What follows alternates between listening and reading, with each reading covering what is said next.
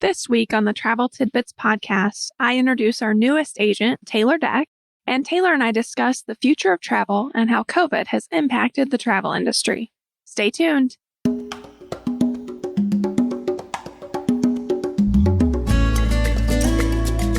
The Travel Tidbits podcast, hosted by the agents of Pineapple Escapes. Join us as we discuss the latest in travel news, destinations, and tips for the savvy traveler. After all, travel makes life sweeter.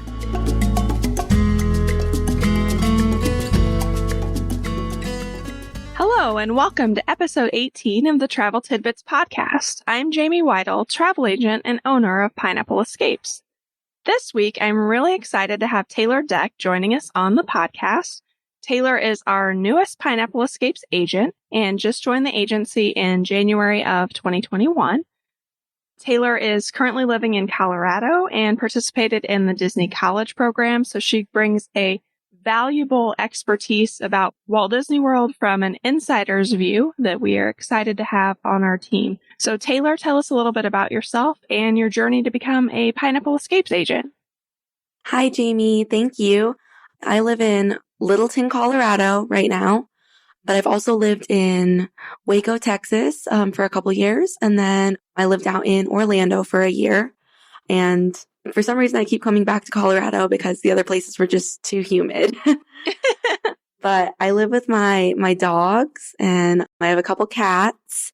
And I currently work as a leasing agent for an apartment community. But before that, I was working in hospitality, and then COVID kind of hit and I was scrambling for jobs. So people were still looking for places to live, but I'm really excited to get back into hospitality and be working back in travel and kind of, everything that goes along with that. So tell us a little bit about your Disney College program experience and where you worked and how that was for you. Yeah. So one of my very first college courses that I took, it was like Intro to Hospitality. And they actually talked about the Disney College program. And it was something that I was super, super excited to be a part of and join. And when I was a junior in college, I applied and I really, really wanted to work in the events section of that because that's what I was going to school for.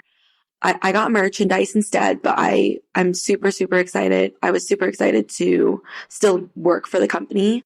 And I actually lived in their company sponsored housing. So I got to live with other Disney College programmers, which was really fun to kind of live with my peers. I started off in Fantasyland. I worked merchandise right behind the castle. So I got to hear the castle show every day. I got to hear the fireworks every night. It was really magical. And then when they had the opening of Pandora, the world of Avatar over at Animal Kingdom, they shifted around a lot of their cast members in Animal Kingdom. So I actually got replaced midway through my program to Dinoland, which was actually a huge blessing in disguise. I'd actually never visited Animal Kingdom when I visited the parks as a kid because we were really into roller coasters and seeing all the characters. So we didn't really think there was anything that great about Animal Kingdom. And I was so wrong. It's now my favorite park. Whenever I visit Disney, I just buy a one ticket to Animal Kingdom if I'm only there for a day.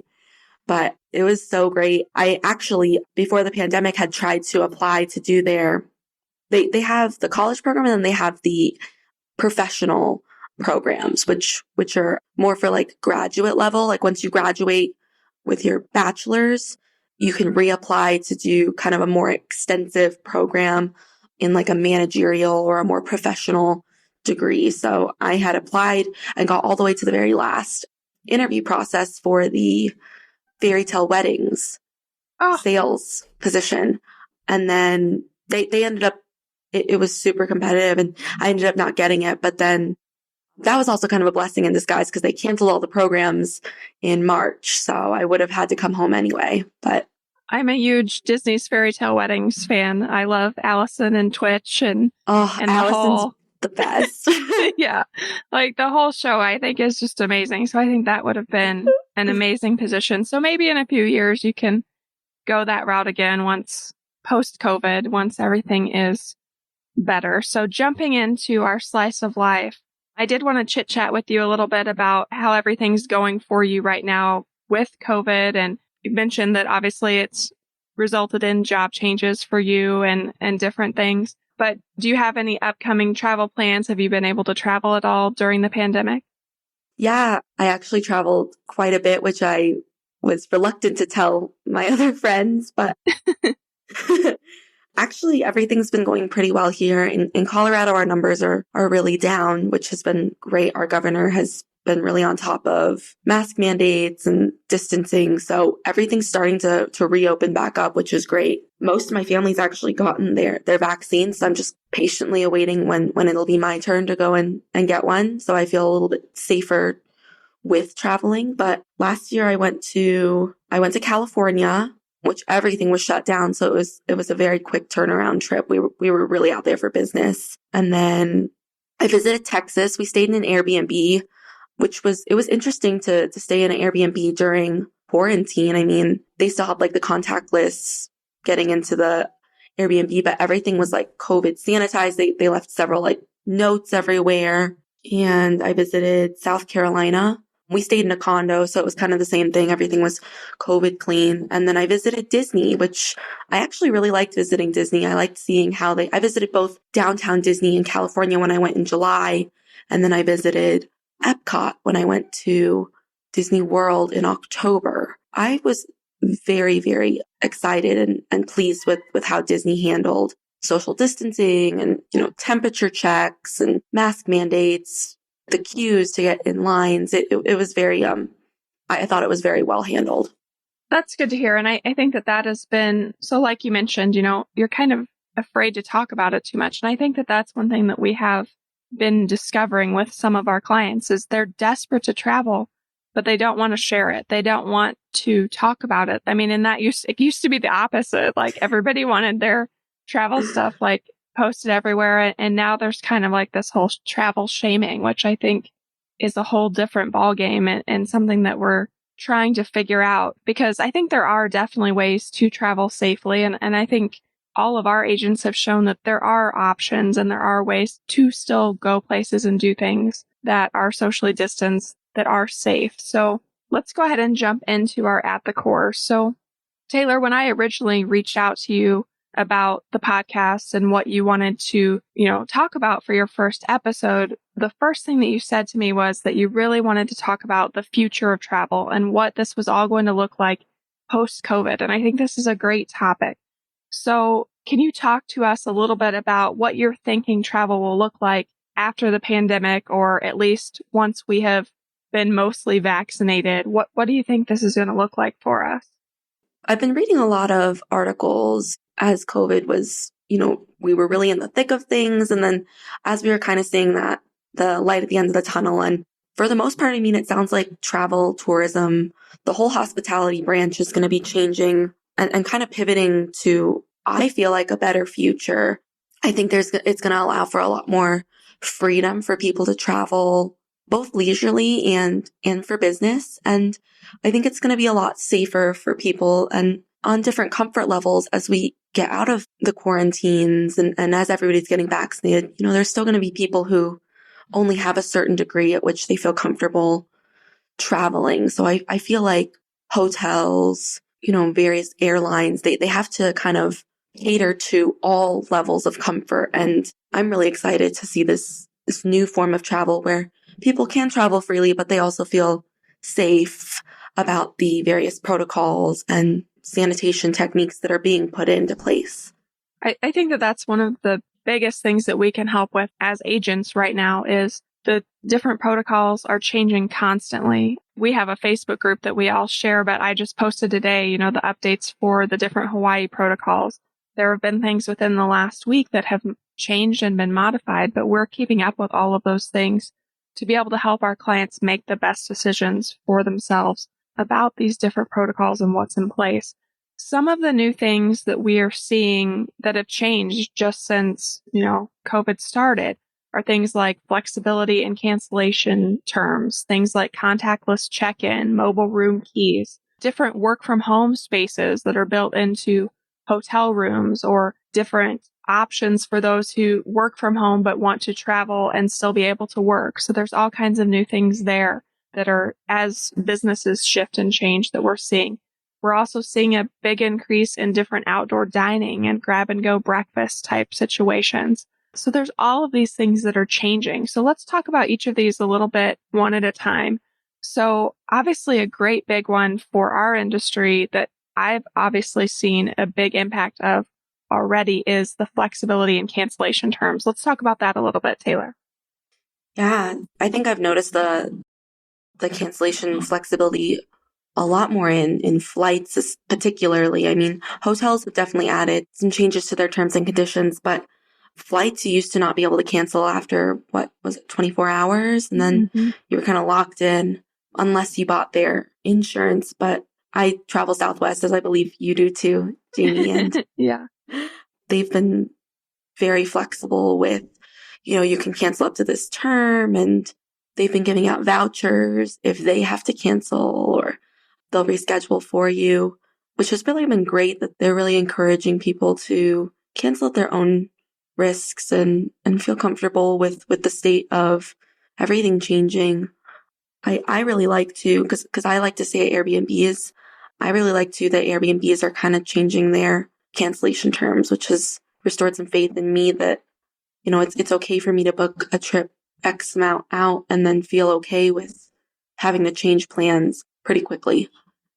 I do think, though, that house rentals like that, especially a lot of the ones that I tend to work with, they're not as flexible as the hotels have been. So we're still seeing like the major brand name hotels, things like Marriott, Hilton, those sorts of things are easier to cancel at the last minute if you're sick, if there's an issue, those sorts of things.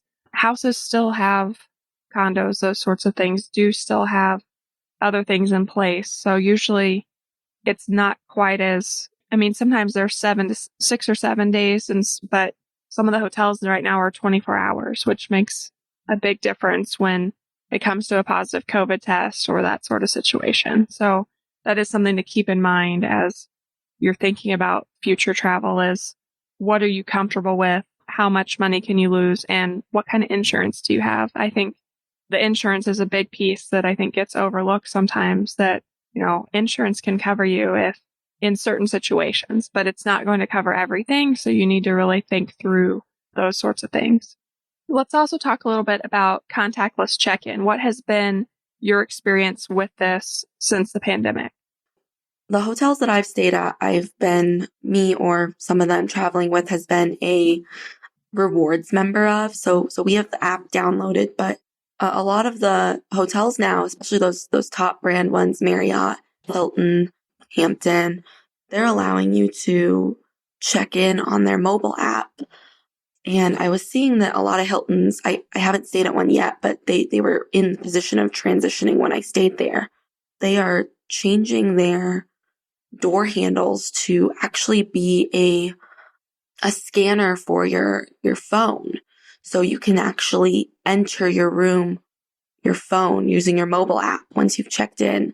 I personally think this is going to be great for people that are checking in late, when they have a check-in cutoff time, but also for safety reasons. I mean, it's super easy if you accidentally misplace your card, or, a duplicate key is accidentally made. It's super easy for someone to get into your room right now. And I think this will just add a heightened security, along with just ease of people checking in at various times, checking out. So I think too, I mean, obviously we all have our phones with us all the time. We're a very connected society. And so previously I was always the one who was like, oh gosh, I left my key in my room. Now I have to go back down and get another one, because that's just who I am. But having my phone with me all the time, it's going to make it so much easier to not have to have that contact with the check-in desk, not to have to bother them when I accidentally lock my key in my room, that sort of thing.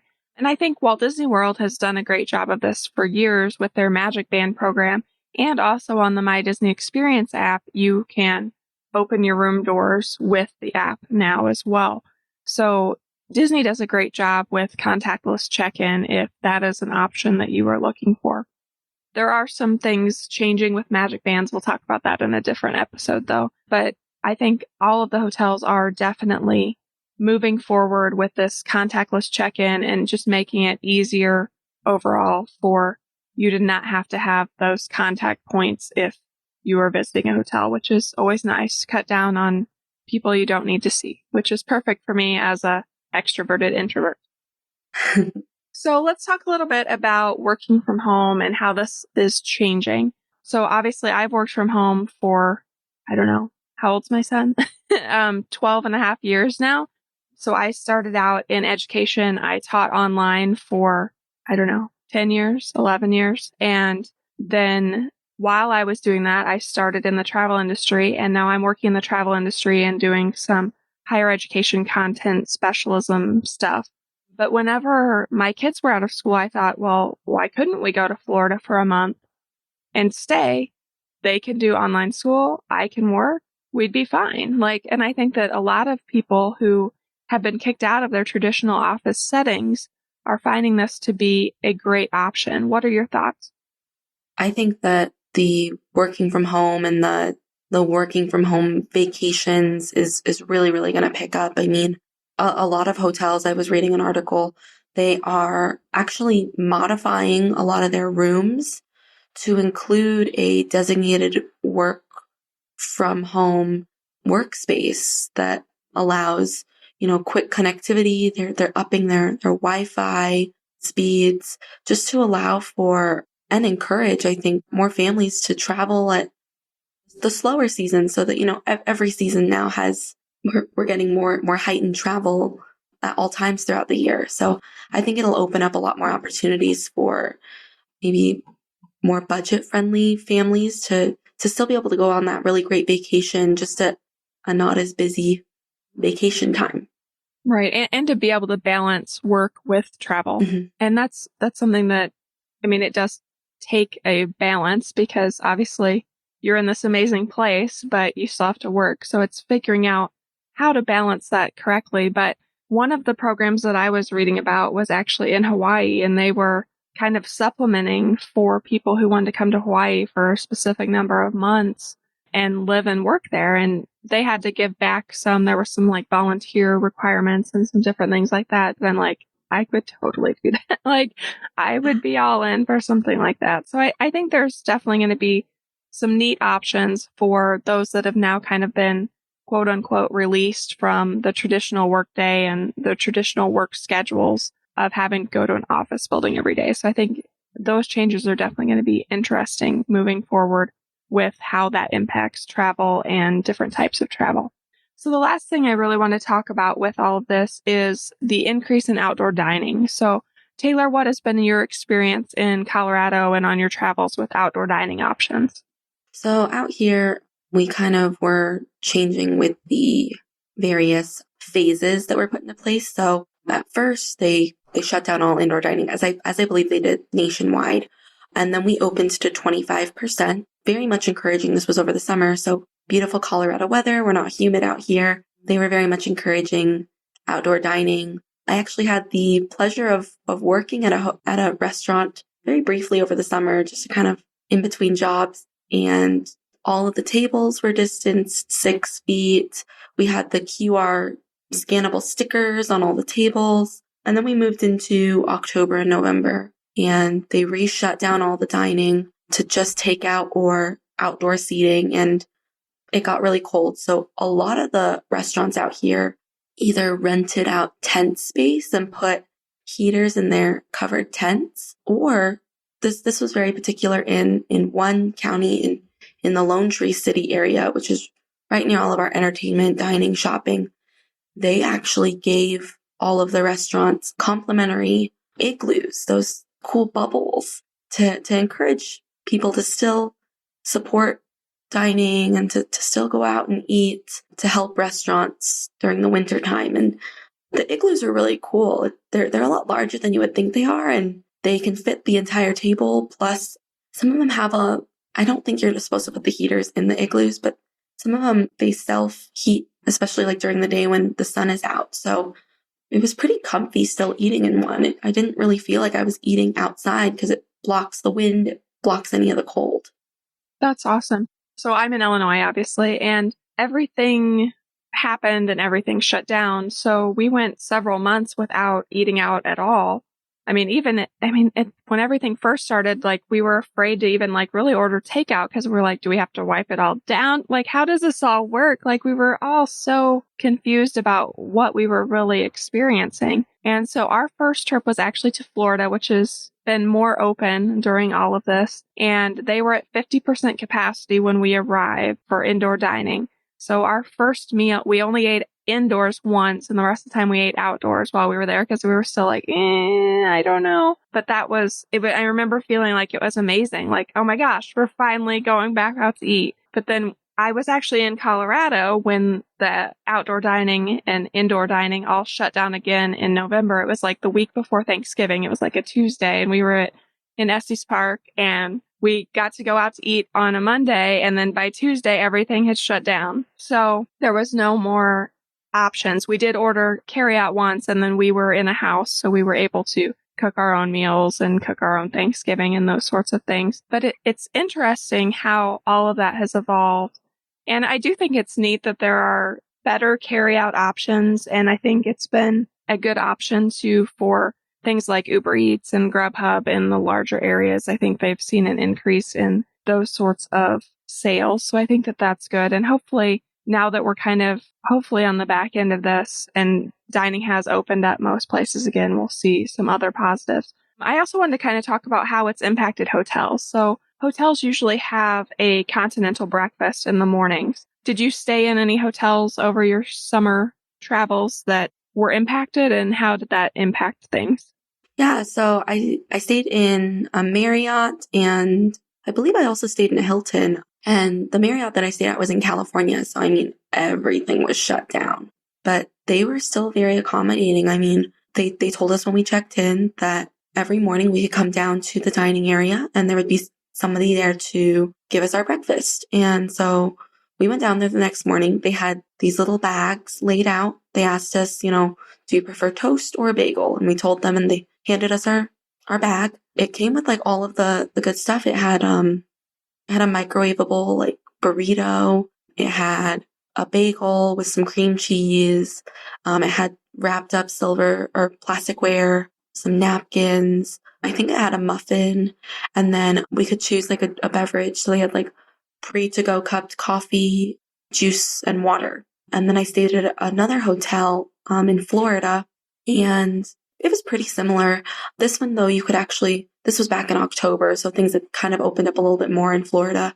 This one, you could go up to the counter and actually fill out like a little checklist of what you wanted, and they'd fill your bag with that. So, I mean, both were really pretty good options. I mean, they still offered the breakfast. It was just a different form. And I feel like it's easier too, especially if you have a family and you're on vacation, you have a really busy day ahead of you. Instead of wasting, an hour and a half trying to get down there, go through the whole line of the breakfast, make sure everybody eats what they have, and then go back upstairs and clean up before you head out for the day. It's nice to just grab a bag. And if you have a busy day planned, you can eat really fast in the car or something and get on with the rest of your day's excursions. We experienced the grab and go breakfast several places, and it is really nice and definitely faster and easier and less crowded. I've found that a lot of those early morning breakfasts, I mean, you're fighting for tables and that sort of thing. So it's been nice to just kind of grab and go and be on the way. So I think that there's a lot changing with what travel is going to look like in the future and how it's going to be impacted. These are just a few of the things that we thought of that have changed already. And I think we're still seeing things continue to change. I think there are going to be types of travel that a vaccine is going to be required. I think that there's the possibility of a health passport coming our way. I think there's going to be continual changes, and that's really where an agent can really help to make sure that you're aware of those changes and what's coming, especially with things like Disney, Universal. We are all traveling frequently, even the all-inclusives. We're going all the time to make sure that we are updated on what's happening and how it's changing so that our clients are aware as well. So I think that that's a big perk of having an agent right now is we're ready to help with all of those things. So let's move into our Crushed It segment this week. So Taylor recommends these CalPack travel packing cubes. So Taylor, tell us a little bit about your packing cubes and why you love them. And they're really pretty. They're really cute. Yeah, the one that I have, it's called Sorbet, but they're very beach themed. I love them. I didn't get into packing cubes. I thought they were silly for the longest time, and then I was gifted some, which were these CalPack ones, and now I never travel without them. Mine come in a group of 3, and there's individual sizes from large, medium, and small, and they have a mesh front so you can still see what's in them. They also have like a label area, so you can like label them with like toiletries, undergarments and socks and all that. But I love it. I can roll my clothes in there, neatly put them in, because I always struggle. I like to check my bag. I always struggle with TSA always, pre-checking in.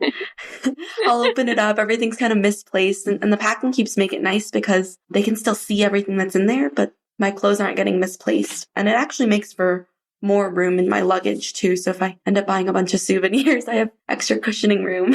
But I've seen other packing cubes too. I really like the color of the CalPack ones. Yeah, they're super cute. So I have some just basic Amazon ones, and we'll put a link to Taylor's really cute ones and to my really generic and cheap ones, both in the show notes so that you can see both of them. But I love the ones that you have. They're super cute. So how many pineapple rings would you give your packing cubes, Taylor? Oh, for sure. I'd give these 5. It's a travel must-have, especially with large families. You're going to want a set for every person. I agree. So in my family, the kids and I all pack in packing cubes, but my husband still thinks they're silly and won't even think about it. So the kids and I all have different colors so we can, separate out our stuff, but Mike still won't get on board. So maybe one of these days, maybe if I buy him some really cute ones, he'll get on board, but we'll see. So anyway, guys, thanks and welcome to Taylor. Welcome her to Pineapple Escapes, and thanks for joining us today. We had fun chatting about the future of travel. You can find all of our Pineapple Escapes agents on the web at www.pineappleescapes.com, and our site includes links to all of our Travel Tidbits episodes, plus information about all of our agents and links for our social media. We'd love to have you join our community. Thanks, Taylor, again for joining us, and bye, guys. We hope you've enjoyed today's episode of the Travel Tidbits podcast, hosted by Pineapple Escapes. Travel makes life sweeter. Let the experts help you plan a vacation with lasting memories. We'd love to help you plan your next vacation and have you join our community. You can find us on the web at www.pineappleescapes.com and on Facebook and Instagram at Pineapple Escapes.